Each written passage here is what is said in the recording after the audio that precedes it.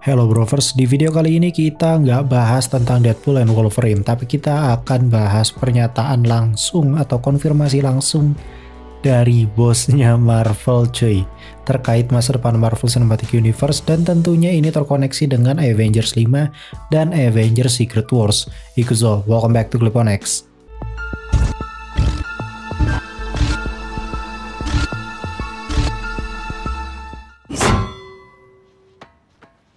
Oke, menu utama dari video kali ini adalah pernyataan Kevin Feige soal teori para fans terkait poster dari The Fantastic Four.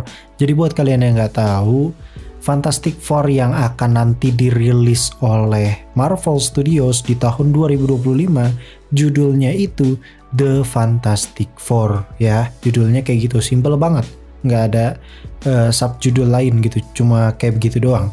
Jadi, kenapa ini bisa viral lagi? Padahal kan sebenarnya pengumuman dari The Fantastic Four itu sendiri case-nya udah dari kapan tahu gitu ya, udah cukup lama lah ya. Tapi baru-baru ini viral lagi sekitaran 24 Juni kemarin, di mana Marvel Studios itu merilis official poster dari The Fantastic Four sekaligus official cast reveal para member Fantastic Four.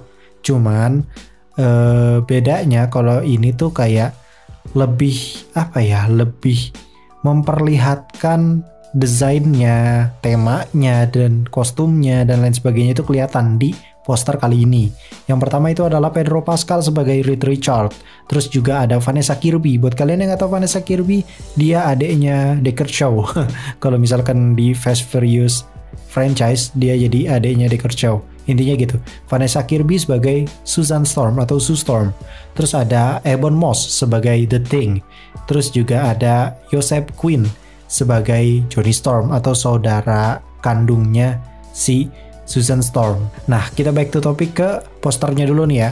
Jika kalian lihat dari poster dan juga keseluruhan desain kostumnya, Fantastic Four ini memang temanya itu tidak seperti dua franchise terdahulunya atau dua sequel terdahulunya, yaitu Fantastic Four versi yang yang busuk gitu ya, sama yang satu lagi itu ada dua sequel, yaitu Fantastic Four dan juga Fantastic Four The Silver Surfer. Nah, bedanya dua sequel yang tadi gue sebutkan itu temanya adalah teknologi yang canggih, advance, dan juga tentunya suitnya canggih dan lain sebagainya. Pokoknya wah, ini template superhero banget lah. Nah, sedangkan di tema The Fantastic Four yang akan dibawakan oleh Marvel Studios ini berbeda karena jenis kostumnya itu sangat-sangat klasik cuy. Jadi bener-bener warnanya pun gonjreng gitu, birunya tuh biru-biru langit gitu, kayak biru-biru oke gas. Berbeda dengan Fantastic Four yang versi Fox yang tadi gue bilang itu ya, maupun versi John Krasinski yang sempat muncul di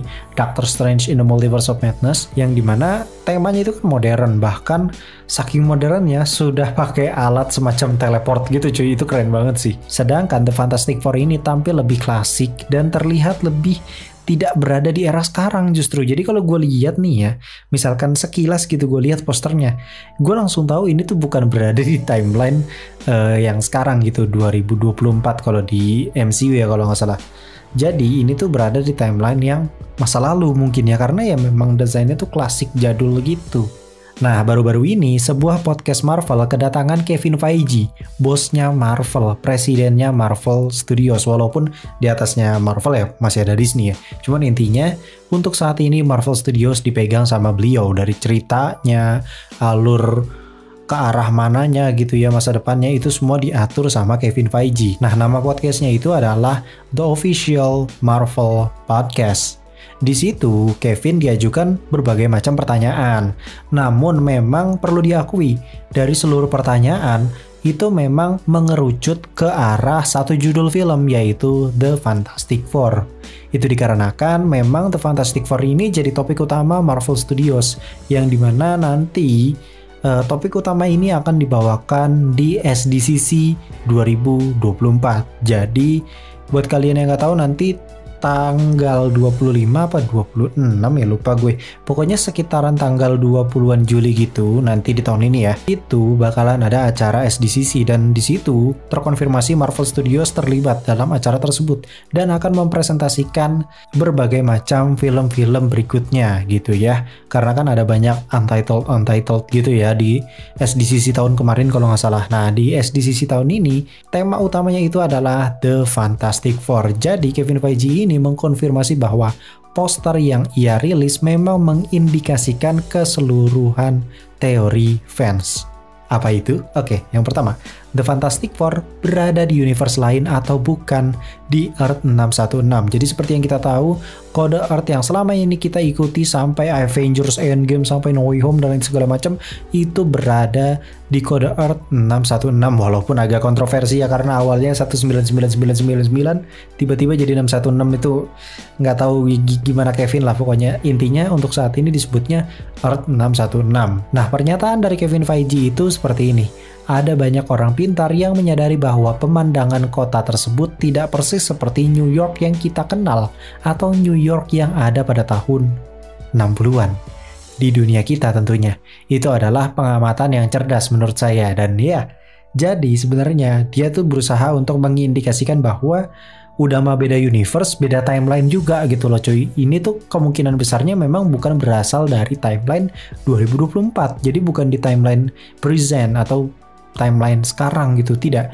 Ini kayaknya sih berada di tahun 50-an, 60-an, 70-an ya, sekitaran segitu. Bahkan kalau misalkan kalian lihat ada beberapa bocoran dari spanduk-spanduk SDCC yang sudah tersebar di Amerika sana, itu kalian bisa ngelihat kalau yang paling kelihatan tuh model rambutnya si Sue Storm ya, yang dimana model rambutnya Sue Storm itu kelihatan di posternya memang bukan model rambut tahun ini gitu ya cuy, itu kayak tahun 60-an 70-an gitu model rambutnya. Jadi ya sepertinya memang Fantastic Four atau The Fantastic Four movie itu bakalan udah mah beda universe, beda timeline juga gitu loh cuy. Tapi di satu sisi sebenarnya kata-kata Om Kevin ini maknanya tuh banyak cuy. Bisa jadi dia hanya memuji karya poster tersebut dengan style ala tahun 60-an dan tidak terlihat seperti New York biasanya, udah gitu doang gitu ya. Atau bisa juga sebenarnya yaitu mengindikasikan bahwa timeline The Fantastic Four memang berada di tahun sekitaran 1960-an, akan tetapi berada di universe yang berbeda, jadi bukan 616. Itu sebabnya bentuk kota dari New York sangat jauh berbeda dengan dunia kita maupun Earth 616. Jangan-jangan inilah Earth yang disinggahi oleh Monica Rambeau di ending The Marvels, di mana pada universe tersebut mutant sudah exist dan punya markas ikoniknya sendiri. Jika memang benar, ya sudah sangat jelas gitu ya bahwa dunia inilah yang sangat bersinggungan dengan Earth 616. Itu tadi adalah teori jika Earth 616 bukan lokasi film The Fantastic Four.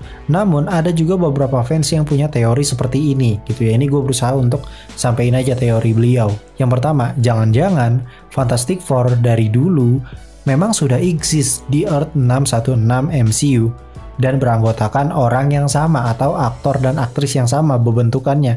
Akan tetapi, akibat eksperimen yang mereka lakukan, mereka justru terpental melewati berbagai dimensi hingga mendarat di Earth yang sekarang mereka tempatin.